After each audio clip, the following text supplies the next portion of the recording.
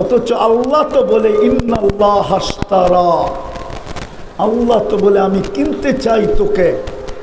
এতক্ষণ পরে দলিল দিলাম, আল্লাহ তো বলে তোকে আমি কিনতে চাই, কিন্তু নিজেকে সোনা তো বানা।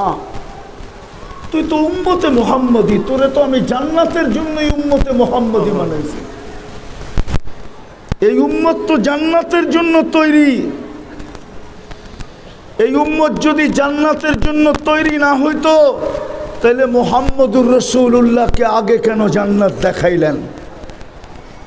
দুনিয়ার নিয়ম তো এটাই, বাড়ি যদি বানাইতে দেওয়া হয় কাউকে, সে বাড়ি কমপ্লিট করে বাড়ির মালিককে ডাকে যে চাবি নেওয়ার জন্য আসেন, আগে দেখেন, ওকে করেন আপনার ডিজাইন মতো হইল কিনা।